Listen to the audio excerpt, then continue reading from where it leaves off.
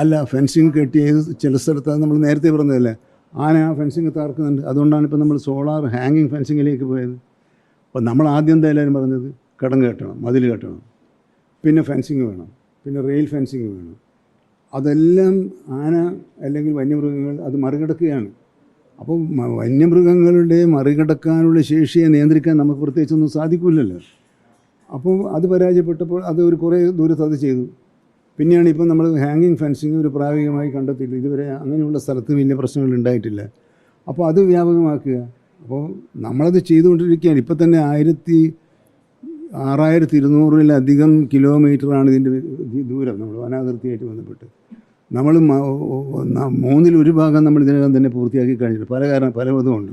ആനമതിൽ, fencing, railway fencing, ഹാങ്ങിങ് solar fencing solar fencing തുടങ്ങിയ വിവിധ ഇനങ്ങളിൽ വെച്ച് പൂർത്തിയാക്കിയത്. പക്ഷേ അതും അവർ കേടുവരുത്തി. ഇപ്പോൾ കഴിഞ്ഞ തവണ നമ്മൾ കണ്ടതല്ലേ, ഒരാന ഒരു മരം തട്ടിയിട്ട് ആ ഫെൻസിങ് തകർത്ത് അതിൻ്റെ വരും. അപ്പം മൃഗങ്ങളുടെ അതിജീവന ശേഷി എത്രത്തോളമാണ് എന്ന് നമുക്ക് അപ്പോൾ അത് പക്ഷേ നമ്മൾ പ്രായോഗികമായി ചെയ്യാൻ കഴിയുന്ന എല്ലാ കാര്യം ചെയ്യുന്നത് കേരള ഗവൺമെൻറ്റിന് ഇപ്പോഴുള്ള അധികാരം ഉപയോഗിച്ച് ചെയ്യാൻ കഴിയുന്ന എല്ലാ കാര്യങ്ങളും. അതുകൊണ്ടാണ് നമ്മൾ കുറച്ചും കൂടി അധികാരം ജില്ലാ കളക്ടർമാർക്ക് കൊടുക്കുന്നതിന് വേണ്ടിയാണ് ഇതൊരു പ്രത്യേക ദുരന്തമായി പ്രഖ്യാപിച്ചിട്ടുള്ളത്. ആ ദുരന്തമായി പ്രഖ്യാപിച്ചുകൊണ്ട് ഇപ്പോൾ നമ്മൾ കാണുന്ന അപ്പോൾ നിങ്ങൾക്ക് ബോധ്യമായിട്ടുണ്ടാകും.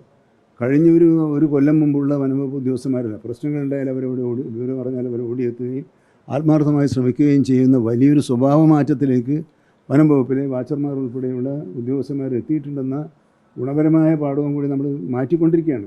അത് കിഫ്ബി 210 കോടി രൂപ അനുവദിച്ച് കഴിഞ്ഞതാണ്.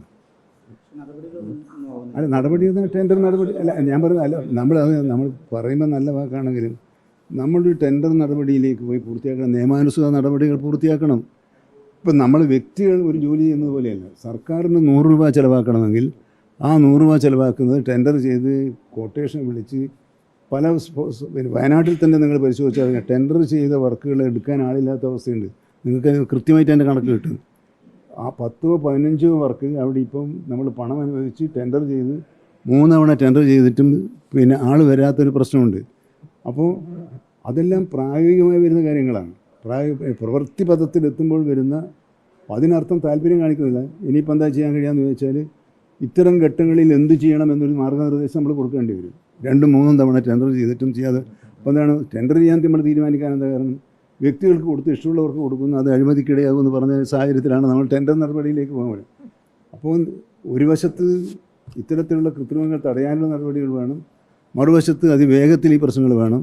അപ്പോൾ സങ്കീർണമായ ഒരു പ്രശ്നമായിട്ട് തന്നെയാണ് ഇതിനെ കാണേണ്ടത്. എന്നാൽ ആ സങ്കീർണതയുടെ പേരും പറഞ്ഞ് മൗനം പാലിക്കുകയല്ല, ചെയ്യാവുന്ന എല്ലാ കാര്യങ്ങളും കർശനമായും കൃത്യനിഷ്ഠ. ഇപ്പം നമുക്ക് ഉത്തരവുകൾ വരാൻ കാലതാമസം എടുക്കുന്നുണ്ട്.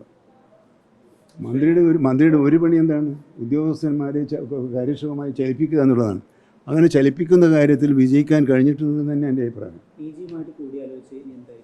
അല്ല, അദ്ദേഹത്തെ നമ്മൾ മുഖ്യമന്ത്രി നിയമവിദഗ്ധന്മാരും ആലോചിച്ച് എന്തെങ്കിലും വഴിയുണ്ടോ എന്ന് അന്വേഷിക്കാൻ പറഞ്ഞിട്ടുണ്ട്.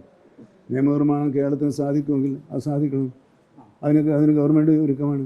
ഈ ചർച്ചകളുടെ അടിസ്ഥാനത്തിൽ എന്തെങ്കിലും സാധ്യതയുണ്ടെങ്കിൽ വളരെ പെട്ടെന്ന് നിയമസഭയിൽ ബില്ല് അവതരിപ്പിക്കാനുള്ള ശ്രമങ്ങൾ നടത്തും. പക്ഷേ അത് ഈ ചർച്ചകൾക്ക് ശേഷമേ അത് എങ്ങനെ ചെയ്യണമെന്ന് പറയാൻ കഴിയും.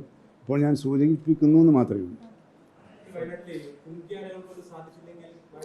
അതിന് ഉത്തരവ് കൊടുത്തു കഴിഞ്ഞല്ലോ.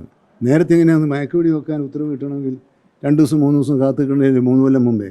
ഇപ്പോൾ ആ സ്ഥിതിക്ക് മാറ്റം മതി. ഇപ്പം ഉത്തരവ് കൊടുക്കുന്നതിൽ ഒരു കാലതാമസമില്ല, നിർദ്ദേശങ്ങൾ നൽകുന്നതിൽ ഒരു കാലതാമസമില്ല, മുതിർന്ന ഉദ്യോഗസ്ഥന്മാരെത്തുന്നതിൽ കാലതാമസമില്ല, കോമ്പൻസേഷൻ കൊടുക്കുന്നതിൽ കാലതാമസമില്ല. ഇതെല്ലാം കാര്യക്ഷമതയുടെ ഒരു ഭാഗമായി കാണണമെന്നാണ് എൻ്റെ അപേക്ഷ.